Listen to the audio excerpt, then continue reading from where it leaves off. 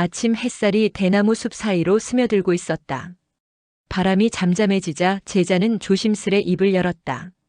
세존이시여, 저는 죄를 지은 적이 있습니다. 작은 실수였다고 생각했지만 시간이 지날수록 마음을 괴롭힙니다. 죄란 대체 무엇입니까? 부처님은 조용히 제자의 얼굴을 바라보시다가 천천히 눈을 감으셨다.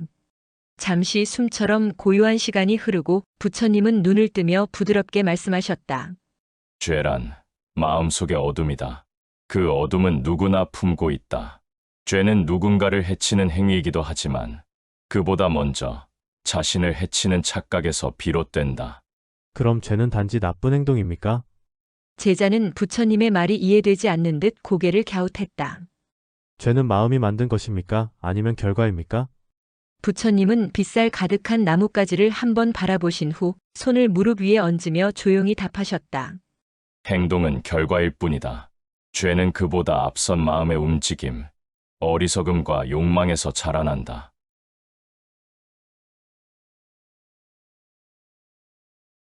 숲속 새소리가 멀어지고 고요가 찾아왔다. 제자는 주저하는 듯 하다가 다시 입을 열었다. 왜 사람들은 죄를 짓게 됩니까? 부처님은 이내 두 눈을 지그시 감으셨다. 그 눈꺼풀 아래로 아주 먼 세월을 바라보시는 듯한 침묵이 흘렀다. 그리고 다시 눈을 뜨며 말씀하셨다. 죄의 뿌리는 세 가지다. 첫째는 무지, 둘째는 분노, 셋째는 탐욕이니라.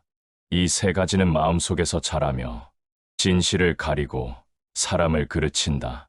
제자는 숨을 삼키며 손을 모았다. 그리고 말하였다. 저는 욕심을 내려놓기 어렵습니다. 욕심은 달콤하나 독이 있다. 잠깐의 기쁨을 주지만 오래된 괴로움을 만든다. 그 기쁨에 취하지 말고 괴로움의 씨앗을 보아라.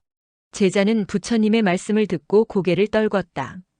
이내 작게 숨을 내쉬며 중얼거렸다. 제가 죄를 짓는 이유를 조금은 알 것 같습니다.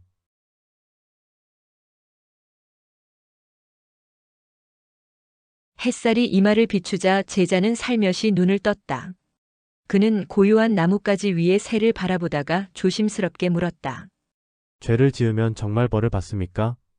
부처님은 손끝으로 바닥에 작은 나뭇잎 하나를 가볍게 쓸어내셨다. 그 잎이 바람결에 날아가는 것을 보며 나지막이 말씀하셨다. 죄는 스스로를 벌한다. 그것이 바로 업이다. 업은 행위의 그림자이니 내가 한 일이 어디를 가든 너를 따른다. 제자는 놀란 듯 몸을 살짝 굽히며 물었다. 그럼 남들이 모르는 죄도 결국 나를 따라다니는 것입니까? 부처님은 천천히 고개를 끄덕이셨다. 그리고 이내 눈을 감았다가 떠올리듯 눈을 뜨시며 말씀하셨다. 그렇다. 겉으로 감추었다 하여 업까지 사라지는 것은 아니다. 죄는 진실을 속일 수 없다. 그래서 괴로움은 스스로 만들어낸 벌이 되느니라.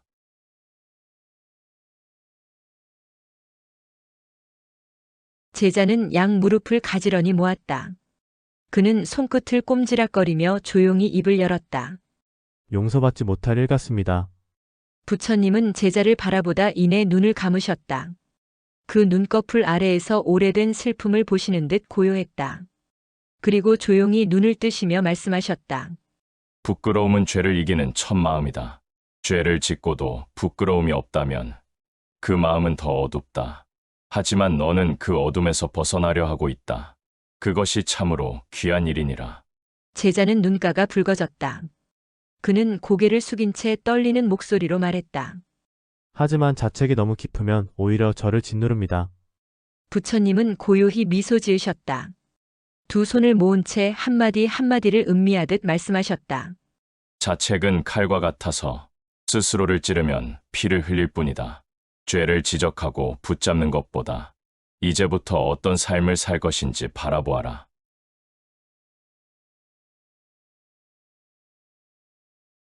제자는 손끝으로 땅을 문지르며 잠시 머뭇거렸다. 바람 한 줄기가 지나가자 그는 고개를 들었다. 그럼 제가 저지른 죄는 어떻게 해야 씻을 수 있습니까? 저는 자꾸 과거의 잘못이 떠올라 괴롭습니다. 부처님은 제자의 말에 아무 대답도 하지 않으셨다. 그저 천천히 눈을 감고 숨을 고르셨다. 그리고 눈을 천천히 뜨시며 조용히 말씀하셨다. 참회는 과거를 바꾸는 것이 아니라 미래를 향한 마음의 방향을 바꾸는 것이다. 죄는 물처럼 흘러가고 참회는 그것을 씻는 마음이다.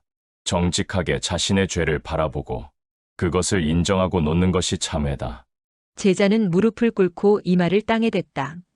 작은 목소리로 중얼거렸다. 제가 잘못했습니다. 이제라도 진심으로 참회하고 싶습니다. 부처님은 고요히 그의 등을 바라보다 두 손을 무릎 위에 놓고 말씀하셨다.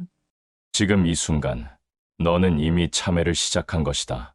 마음에 진심이 있다면 그 자체가 정화이다.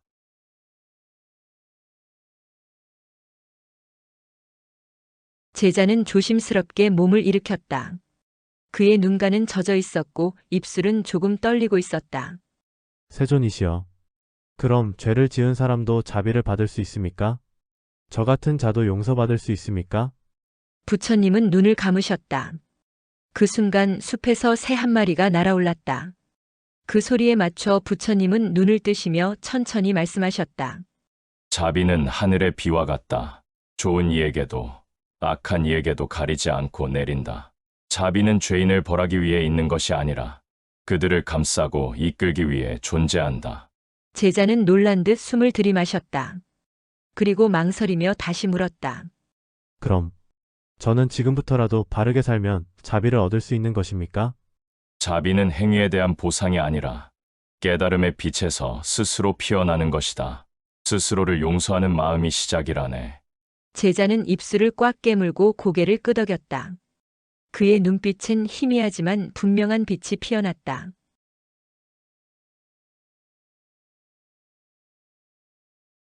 제자는 허리를 곧게 세우고 깊게 숨을 들이마셨다. 하지만 여전히 마음속 어딘가에 남은 불안을 털어놓았다. 저는 죄의 습관이 몸에 배어 있는 것 같습니다. 알면서도 또 실수하고 또 넘어집니다. 부처님은 조용히 나무 아래 그림자를 보셨다. 그리고 손가락으로 그늘진 땅을 가리키며 말씀하셨다.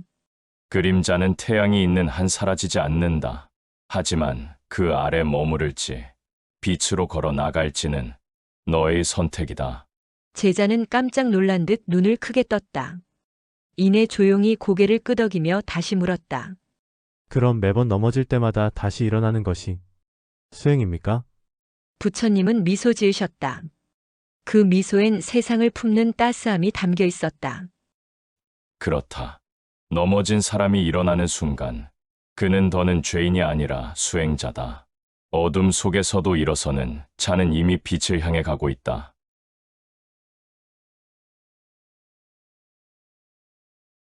저녁 노을이 붉게 물든 숲길을 걸으며 제자는 조심스레 말을 이었다. 죄를 지은 사람을 보면 저도 모르게 미워지고 심판하고 싶습니다. 그 마음을 어찌해야 할까요? 부처님은 잠시 눈을 감으셨다. 깊은 호흡 후 눈을 뜨시며 부드럽게 말씀하셨다. 미움은 또 다른 죄의 씨앗이 된다. 남의 죄를 심판하려 할 때 그 미움이 너를 속박하니라. 하지만 그들은 죄책감도 없이 행동합니다. 부처님은 살며시 미소 지으시며 대답하셨다. 겉으로 드러난 모습만 보지 말라. 마음속 괴로움은 겉으로 드러나지 않는 법이다. 자비로운 마음으로 그들을 바라보라. 그것이 너를 자유롭게 하리라.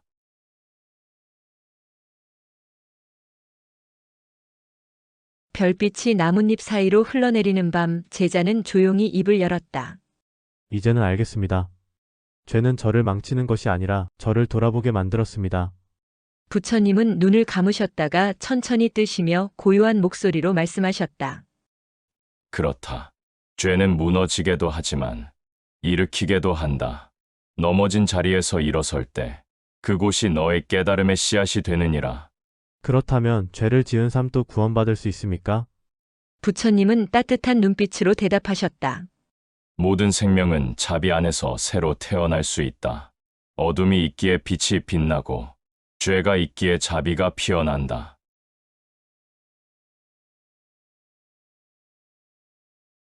밤하늘의 별을 올려다보며 제자는 마지막 질문을 던졌다.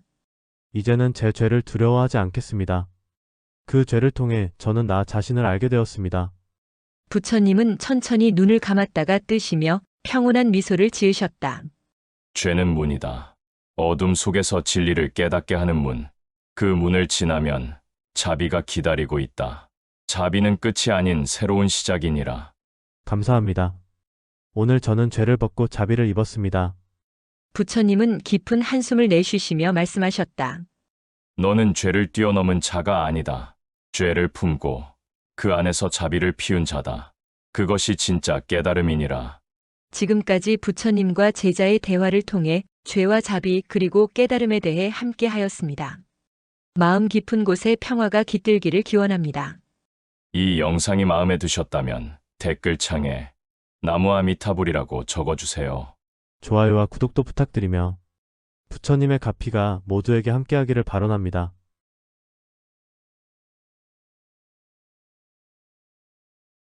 아침 햇살이 대나무 숲 사이로 스며들고 있었다.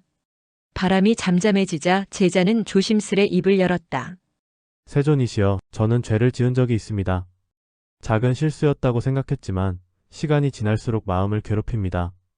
죄란 대체 무엇입니까? 부처님은 조용히 제자의 얼굴을 바라보시다가 천천히 눈을 감으셨다. 잠시 숨처럼 고요한 시간이 흐르고 부처님은 눈을 뜨며 부드럽게 말씀하셨다. 죄란 마음속의 어둠이다. 그 어둠은 누구나 품고 있다.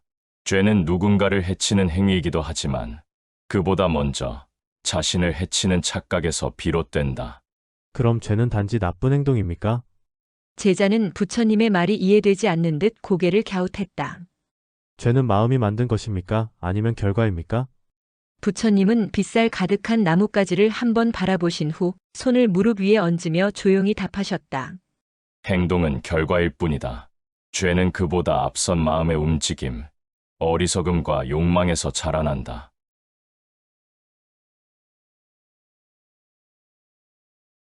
숲속 새소리가 멀어지고 고요가 찾아왔다. 제자는 주저하는 듯 하다가 다시 입을 열었다. 왜 사람들은 죄를 짓게 됩니까? 부처님은 이내 두 눈을 지그시 감으셨다. 그 눈꺼풀 아래로 아주 먼 세월을 바라보시는 듯한 침묵이 흘렀다. 그리고 다시 눈을 뜨며 말씀하셨다. 죄의 뿌리는 세 가지다. 첫째는 무지, 둘째는 분노, 셋째는 탐욕이니라. 이 세 가지는 마음속에서 자라며 진실을 가리고 사람을 그르친다. 제자는 숨을 삼키며 손을 모았다. 그리고 말하였다. 저는 욕심을 내려놓기 어렵습니다. 욕심은 달콤하나 독이 있다. 잠깐의 기쁨을 주지만 오래된 괴로움을 만든다. 그 기쁨에 취하지 말고 괴로움의 씨앗을 보아라. 제자는 부처님의 말씀을 듣고 고개를 떨궜다. 이내 작게 숨을 내쉬며 중얼거렸다. 제가 죄를 짓는 이유를 조금은 알 것 같습니다.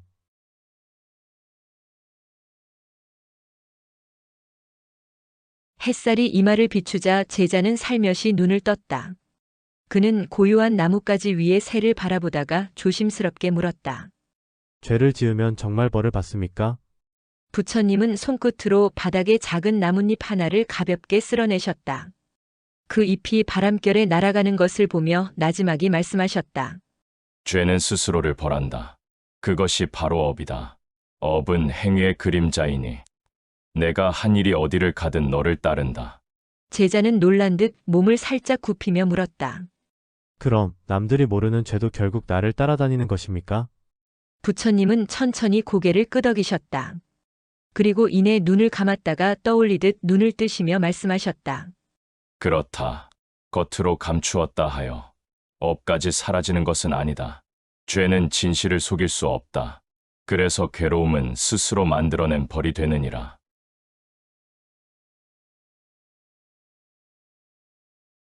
제자는 양 무릎을 가지런히 모았다. 그는 손끝을 꼼지락거리며 조용히 입을 열었다. 용서받지 못할 일 같습니다. 부처님은 제자를 바라보다 이내 눈을 감으셨다. 그 눈꺼풀 아래에서 오래된 슬픔을 보시는 듯 고요했다. 그리고 조용히 눈을 뜨시며 말씀하셨다. 부끄러움은 죄를 이기는 첫 마음이다. 죄를 짓고도 부끄러움이 없다면 그 마음은 더 어둡다. 하지만 너는 그 어둠에서 벗어나려 하고 있다. 그것이 참으로 귀한 일이니라. 제자는 눈가가 붉어졌다. 그는 고개를 숙인 채 떨리는 목소리로 말했다. 하지만 자책이 너무 깊으면 오히려 저를 짓누릅니다. 부처님은 고요히 미소 지으셨다. 두 손을 모은 채 한마디 한마디를 음미하듯 말씀하셨다. 자책은 칼과 같아서 스스로를 찌르면 피를 흘릴 뿐이다. 죄를 지적하고 붙잡는 것보다 이제부터 어떤 삶을 살 것인지 바라보아라.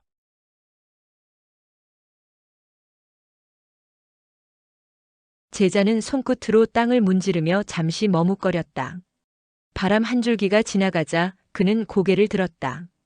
그럼 제가 저지른 죄는 어떻게 해야 씻을 수 있습니까? 저는 자꾸 과거의 잘못이 떠올라 괴롭습니다. 부처님은 제자의 말에 아무 대답도 하지 않으셨다. 그저 천천히 눈을 감고 숨을 고르셨다. 그리고 눈을 천천히 뜨시며 조용히 말씀하셨다. 참회는 과거를 바꾸는 것이 아니라 미래를 향한 마음의 방향을 바꾸는 것이다. 죄는 물처럼 흘러가고 참회는 그것을 씻는 마음이다. 정직하게 자신의 죄를 바라보고 그것을 인정하고 놓는 것이 참회다. 제자는 무릎을 꿇고 이마를 땅에 댔다.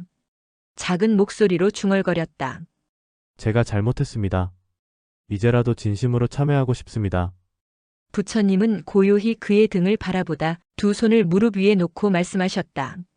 지금 이 순간 너는 이미 참회를 시작한 것이다. 마음에 진심이 있다면 그 자체가 정화이다.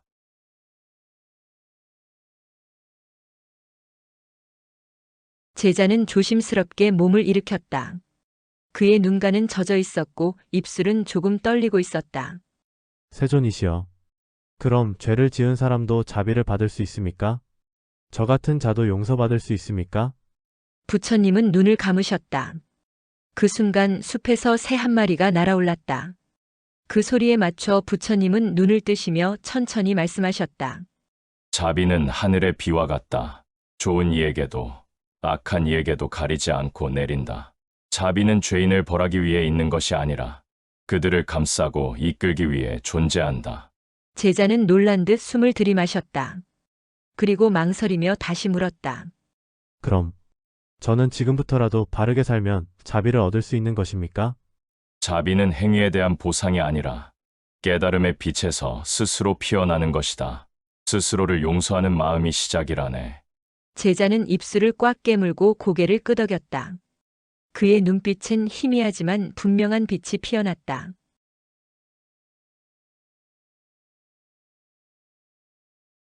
제자는 허리를 곧게 세우고 깊게 숨을 들이마셨다. 하지만 여전히 마음속 어딘가에 남은 불안을 털어놓았다. 저는 죄의 습관이 몸에 배어 있는 것 같습니다. 알면서도 또 실수하고 또 넘어집니다.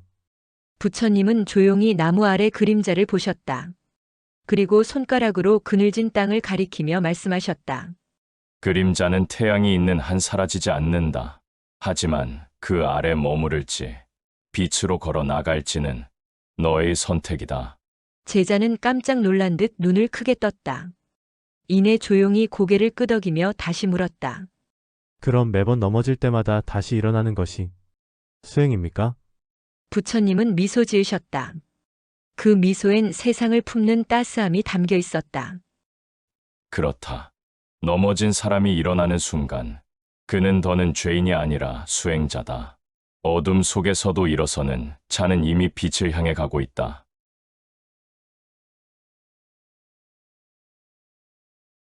저녁 노을이 붉게 물든 숲길을 걸으며 제자는 조심스레 말을 이었다. 죄를 지은 사람을 보면 저도 모르게 미워지고 심판하고 싶습니다. 그 마음을 어찌해야 할까요? 부처님은 잠시 눈을 감으셨다. 깊은 호흡 후 눈을 뜨시며 부드럽게 말씀하셨다. 미움은 또 다른 죄의 씨앗이 된다. 남의 죄를 심판하려 할 때 그 미움이 너를 속박하니라. 하지만 그들은 죄책감도 없이 행동합니다. 부처님은 살며시 미소 지으시며 대답하셨다. 겉으로 드러난 모습만 보지 말라. 마음속 괴로움은 겉으로 드러나지 않는 법이다. 자비로운 마음으로 그들을 바라보라. 그것이 너를 자유롭게 하리라.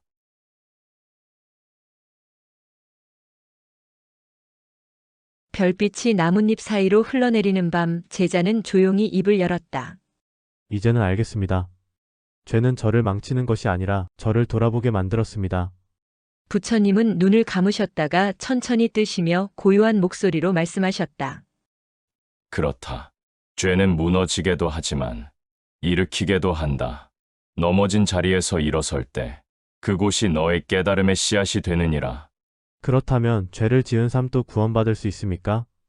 부처님은 따뜻한 눈빛으로 대답하셨다. 모든 생명은 자비 안에서 새로 태어날 수 있다. 어둠이 있기에 빛이 빛나고 죄가 있기에 자비가 피어난다.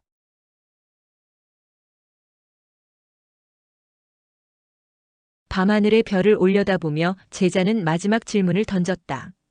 이제는 제 죄를 두려워하지 않겠습니다. 그 죄를 통해 저는 나 자신을 알게 되었습니다. 부처님은 천천히 눈을 감았다가 뜨시며 평온한 미소를 지으셨다. 죄는 문이다. 어둠 속에서 진리를 깨닫게 하는 문. 그 문을 지나면 자비가 기다리고 있다. 자비는 끝이 아닌 새로운 시작이니라.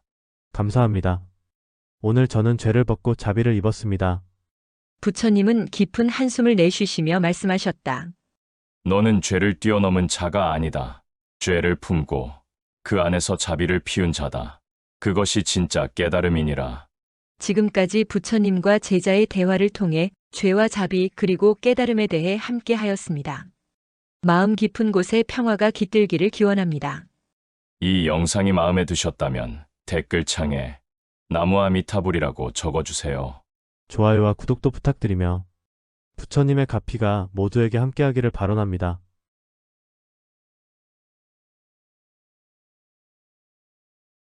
아침 햇살이 대나무 숲 사이로 스며들고 있었다. 바람이 잠잠해지자 제자는 조심스레 입을 열었다. 세존이시여, 저는 죄를 지은 적이 있습니다. 작은 실수였다고 생각했지만 시간이 지날수록 마음을 괴롭힙니다. 죄란 대체 무엇입니까? 부처님은 조용히 제자의 얼굴을 바라보시다가 천천히 눈을 감으셨다. 잠시 숨처럼 고요한 시간이 흐르고 부처님은 눈을 뜨며 부드럽게 말씀하셨다. 죄란 마음속의 어둠이다. 그 어둠은 누구나 품고 있다. 죄는 누군가를 해치는 행위이기도 하지만 그보다 먼저 자신을 해치는 착각에서 비롯된다. 그럼 죄는 단지 나쁜 행동입니까? 제자는 부처님의 말이 이해되지 않는 듯 고개를 갸웃했다. 죄는 마음이 만든 것입니까? 아니면 결과입니까? 부처님은 빗살 가득한 나뭇가지를 한번 바라보신 후 손을 무릎 위에 얹으며 조용히 답하셨다. 행동은 결과일 뿐이다. 죄는 그보다 앞선 마음의 움직임, 어리석음과 욕망에서 자라난다.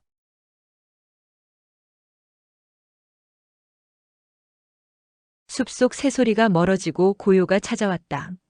제자는 주저하는 듯 하다가 다시 입을 열었다. 왜 사람들은 죄를 짓게 됩니까?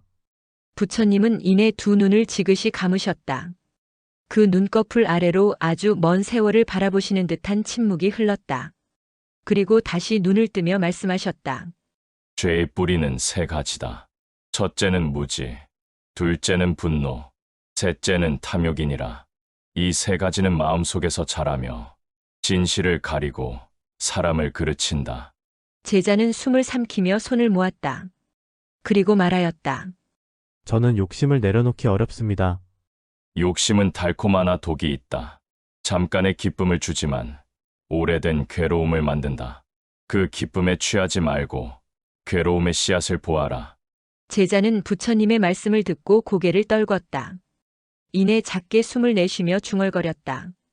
제가 죄를 짓는 이유를 조금은 알 것 같습니다.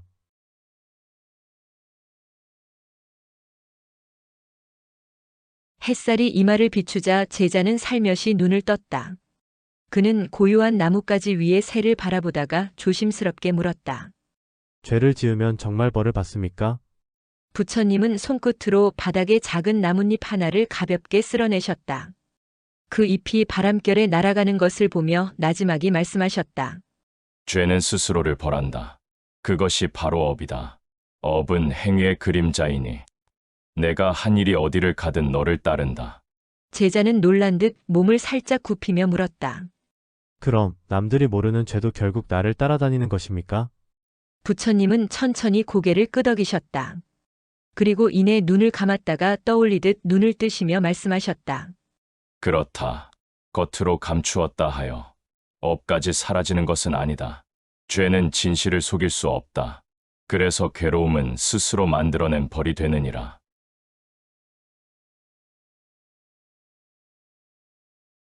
제자는 양 무릎을 가지런히 모았다. 그는 손끝을 꼼지락거리며 조용히 입을 열었다. 용서받지 못할 일 같습니다. 부처님은 제자를 바라보다 이내 눈을 감으셨다. 그 눈꺼풀 아래에서 오래된 슬픔을 보시는 듯 고요했다. 그리고 조용히 눈을 뜨시며 말씀하셨다. 부끄러움은 죄를 이기는 첫 마음이다. 죄를 짓고도 부끄러움이 없다면 그 마음은 더 어둡다. 하지만 너는 그 어둠에서 벗어나려 하고 있다. 그것이 참으로 귀한 일이니라. 제자는 눈가가 붉어졌다. 그는 고개를 숙인 채 떨리는 목소리로 말했다. 하지만 자책이 너무 깊으면 오히려 저를 짓누릅니다. 부처님은 고요히 미소 지으셨다. 두 손을 모은 채 한마디 한마디를 음미하듯 말씀하셨다. 자책은 칼과 같아서 스스로를 찌르면 피를 흘릴 뿐이다. 죄를 지적하고 붙잡는 것보다 이제부터 어떤 삶을 살 것인지 바라보아라.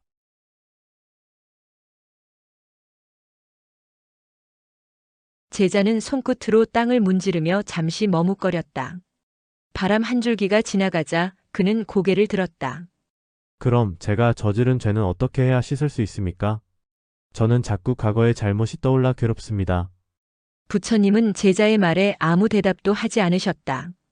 그저 천천히 눈을 감고 숨을 고르셨다. 그리고 눈을 천천히 뜨시며 조용히 말씀하셨다. 참회는 과거를 바꾸는 것이 아니라 미래를 향한 마음의 방향을 바꾸는 것이다. 죄는 물처럼 흘러가고 참회는 그것을 씻는 마음이다. 정직하게 자신의 죄를 바라보고 그것을 인정하고 놓는 것이 참회다. 제자는 무릎을 꿇고 이마를 땅에 댔다. 작은 목소리로 중얼거렸다. 제가 잘못했습니다. 이제라도 진심으로 참회하고 싶습니다.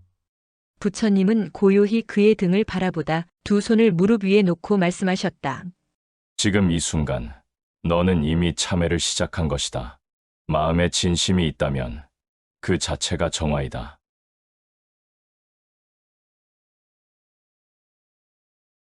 제자는 조심스럽게 몸을 일으켰다.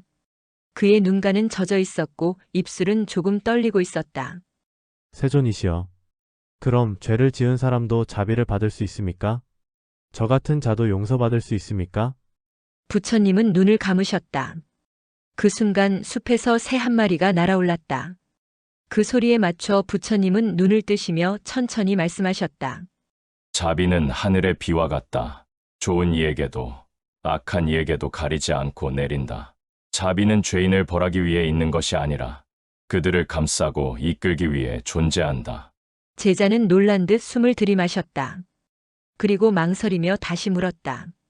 그럼 저는 지금부터라도 바르게 살면 자비를 얻을 수 있는 것입니까? 자비는 행위에 대한 보상이 아니라 깨달음의 빛에서 스스로 피어나는 것이다. 스스로를 용서하는 마음이 시작이라네.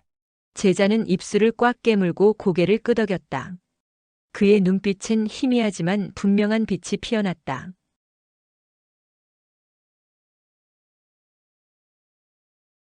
제자는 허리를 곧게 세우고 깊게 숨을 들이마셨다. 하지만 여전히 마음속 어딘가에 남은 불안을 털어놓았다. 저는 죄의 습관이 몸에 배어 있는 것 같습니다. 알면서도 또 실수하고 또 넘어집니다. 부처님은 조용히 나무 아래 그림자를 보셨다. 그리고 손가락으로 그늘진 땅을 가리키며 말씀하셨다. 그림자는 태양이 있는 한 사라지지 않는다. 하지만 그 아래 머무를지 빛으로 걸어 나갈지는 너의 선택이다. 제자는 깜짝 놀란 듯 눈을 크게 떴다. 이내 조용히 고개를 끄덕이며 다시 물었다. 그럼 매번 넘어질 때마다 다시 일어나는 것이 수행입니까? 부처님은 미소 지으셨다. 그 미소엔 세상을 품는 따스함이 담겨 있었다. 그렇다. 넘어진 사람이 일어나는 순간 그는 더는 죄인이 아니라 수행자다. 어둠 속에서도 일어서는 자는 이미 빛을 향해 가고 있다.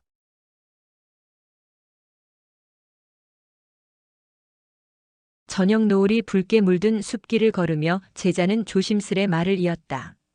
죄를 지은 사람을 보면 저도 모르게 미워지고 심판하고 싶습니다. 그 마음을 어찌해야 할까요? 부처님은 잠시 눈을 감으셨다. 깊은 호흡 후 눈을 뜨시며 부드럽게 말씀하셨다. 미움은 또 다른 죄의 씨앗이 된다.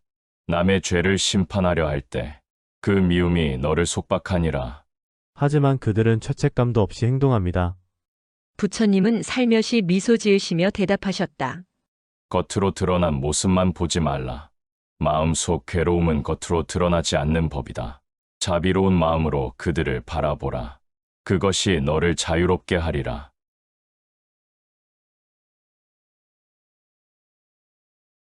별빛이 나뭇잎 사이로 흘러내리는 밤, 제자는 조용히 입을 열었다. 이제는 알겠습니다. 죄는 저를 망치는 것이 아니라 저를 돌아보게 만들었습니다. 부처님은 눈을 감으셨다가 천천히 뜨시며 고요한 목소리로 말씀하셨다. 그렇다. 죄는 무너지게도 하지만 일으키게도 한다. 넘어진 자리에서 일어설 때 그곳이 너의 깨달음의 씨앗이 되느니라. 그렇다면 죄를 지은 삶도 구원받을 수 있습니까? 부처님은 따뜻한 눈빛으로 대답하셨다. 모든 생명은 자비 안에서 새로 태어날 수 있다. 어둠이 있기에 빛이 빛나고 죄가 있기에 자비가 피어난다.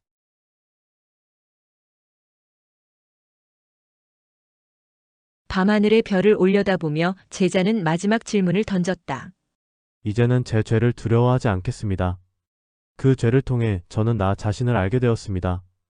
부처님은 천천히 눈을 감았다가 뜨시며 평온한 미소를 지으셨다. 죄는 문이다. 어둠 속에서 진리를 깨닫게 하는 문. 그 문을 지나면 자비가 기다리고 있다. 자비는 끝이 아닌 새로운 시작이니라. 감사합니다. 오늘 저는 죄를 벗고 자비를 입었습니다. 부처님은 깊은 한숨을 내쉬시며 말씀하셨다. 너는 죄를 뛰어넘은 자가 아니다. 죄를 품고 그 안에서 자비를 피운 자다. 그것이 진짜 깨달음이니라. 지금까지 부처님과 제자의 대화를 통해 죄와 자비 그리고 깨달음에 대해 함께 하였습니다. 마음 깊은 곳에 평화가 깃들기를 기원합니다. 이 영상이 마음에 드셨다면 댓글창에 나무아미타불이라고 적어주세요. 좋아요와 구독도 부탁드리며 부처님의 가피가 모두에게 함께하기를 바라옵니다.